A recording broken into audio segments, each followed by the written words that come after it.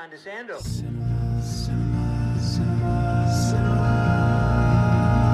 Classics, let's go to the movies and share some popcorn, soda pop with our friends. Turn off our cell phones and get away. Night or day, it's John DeSando on the radio. We'll watch the credits from up high and low. Cinema Classics on Cinema Classics is produced and hosted by John DeSando. Listen to shows Thursdays at 8:01 p.m. on WCBE 90.5 FM. And listen to shows and read reviews online at WCBE.org. I'm John DeSando, And I'm Mary Yerina. and this is Cinema Classics. Now, looking at a film that was released in 1955, Mary, it's not your generation. But boy, It is not. It is Thank you not. for acknowledging I that. know. On the positive side.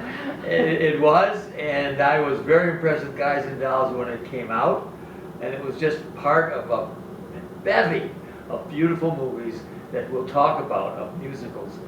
But it was Guys and Dolls, and now why are we doing this, Mary? Well, first of all, it's the 70th anniversary for those of you who Thank did you. the math. And secondly, it's actually showing this weekend at the beautiful Ohio Theater as part of the Kappa Summer Movie Series. So you can see it in its full CinemaScope glory this weekend at the Ohio. Am I correct? Is it Friday and Saturday? Saturday and Sunday, Okay, so 23rd and 24th of great. August. All right, so it really is this weekend. So Mary, as a youngster looking at this, what was your impression? Well, for a true confession, we actually did a production of this in high school. Great. And then as soon as I went to Ohio State, our leading lady, Gigi Rice, who played Adelaide in our high school production, turned around and got cast as a freshman to play Adelaide in the Ohio State production. So I was very familiar with the musical to begin with. And then I saw it quite a while ago as part of the summer movie series many, many moons ago at the Ohio, and just fell in love with it. Good. And so it's here now, and we're here to encourage people to see it. I'll tell you, my impression is, as it always is when I look at movies like this in the 50s, is how much the color just affects me, the Technicolor. We don't have that anymore. We don't have the blazing beautiful colors, that crisp cinematography. There's just something about it when it draws me back. Even when I see an old James Bond movie, I'm always impressed with that quality. That saturation. Yeah, Yes. it is. And what other impressions did you have? Well, I would first of all say, yes, the color in this is amazing. And the thing that I think you didn't say, but it certainly added or enhanced the saturation of the color, is this entire film was shot on sound stages. There are no locations outside of the sound stage, and as a result of that, and you're watching basically a musical taking place on a sound stage, shot in CinemaScope, which means they had to have a lot of depth, a lot of characters, a lot of color in the scenery in order to carry off that scale of basically producing the musical as it was written for the stage, now for film. And so all of that color, the great cartoonish nature of the quick shots of walking through the streets of New York, has every stereotype you would think of signs and storefronts and characters, and the bright colored suits of the gangsters and gamblers and the ladies who are attracting their eye, and it's true eye candy and just a feast for the visual senses. Well, you can imagine if you were Sam Goldwyn, who happened to see this on the stage and fell in love with it, you're also recognizing that because they're competing with TV, they need everything that you just said, they need it badly to have to impress the public, to come out to the theaters to see it. It's so strange, isn't it? Even now today, we're concerned about people coming out to the theaters. And part of me says, this is the most impressive art form in the history of civilization, films.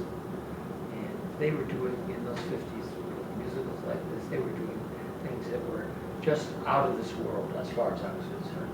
If you take every element that you just mentioned, that's spectacular. And you don't get that even with a stage production. Now, the stage production, I'm always torn between which one I like more, the stage production or a film.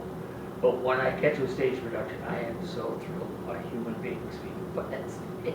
Well, and the thing that's interesting about this is oftentimes when something's going from stage to film, stage to screen, it is changed somehow. And there are some minor changes that were made, but in fact, the original script, which was so brilliant and so funny, is what we are experiencing through the film. The only changes they made were on the song side. They dropped one song because Samuel Goldwyn didn't like it, and they added a new song. They also added a little bit more singing for the role of Nathan Detroit because it was played by Frank Sinatra, and they wanted to give him more to do.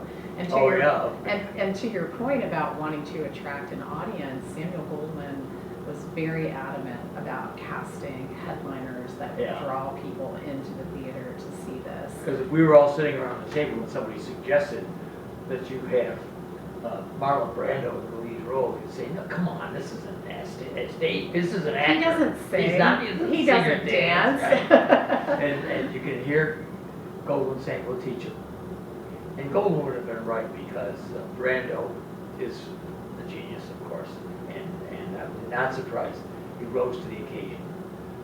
I can still feel, I don't know where I'm projecting, I can still feel both him and, is it Gene Simmons? Gene Simmons. I can feel a little bit of nervousness about their singing.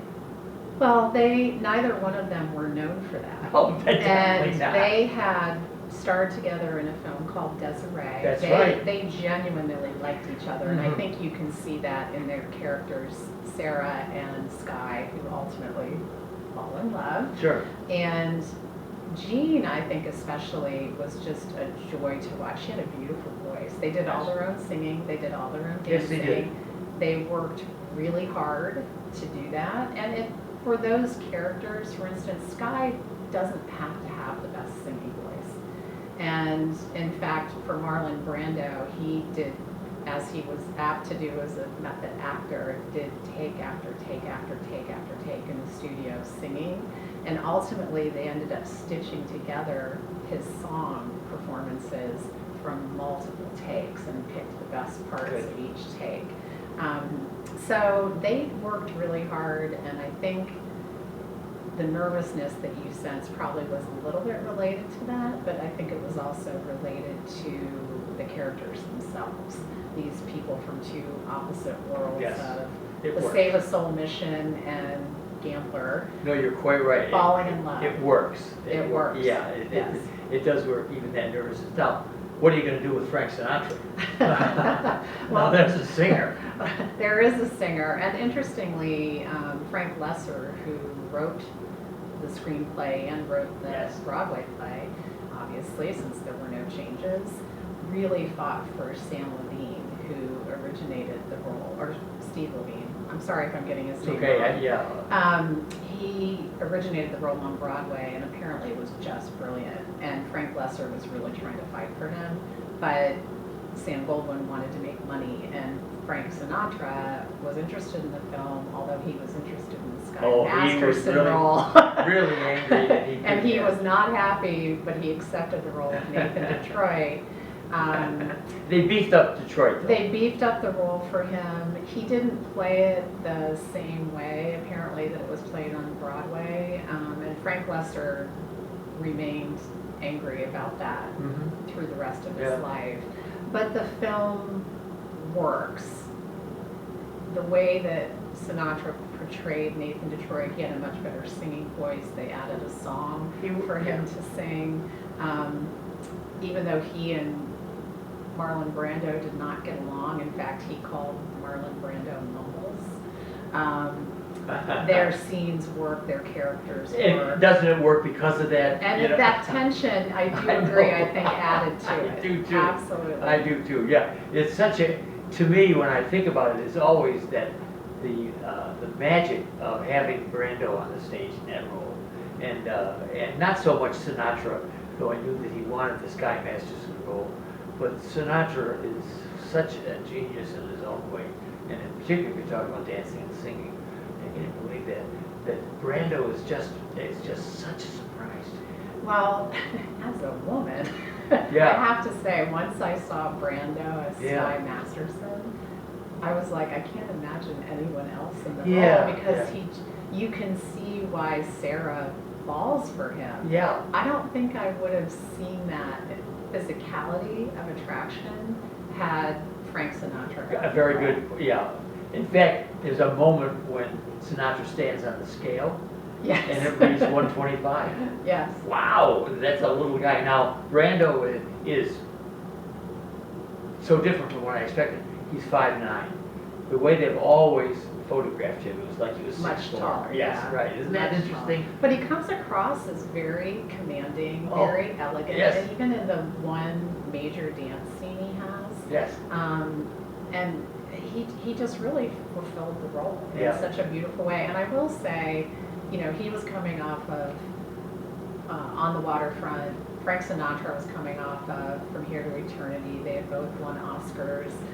They were behemoth talents, Yes. and they really stepped into these roles that may have not have been their favorite, that they may have had to work harder for. And the payoff for us as an audience is a film that, because of its humor, because of it's not set in reality, we get to enjoy it as a timeless classic musical. Yes. Yes. And every time I see it or see a snippet of it, I love it all the more. Yeah, well, let's talk a little bit more about those points. Our audience, that person has to go to WCBE.org, the podcast experience, and in this case, Double Take, to hear more about what we have to say on this. And Mary, what advice do you have for the audience, for guys and dolls? If you have not seen this, treat yourself to a trip to the Ohio Theater this weekend and see it in its full cinema screen. Oh, you are glory. so right, and that big screen, it's got to be beautiful. I'm John DeSando.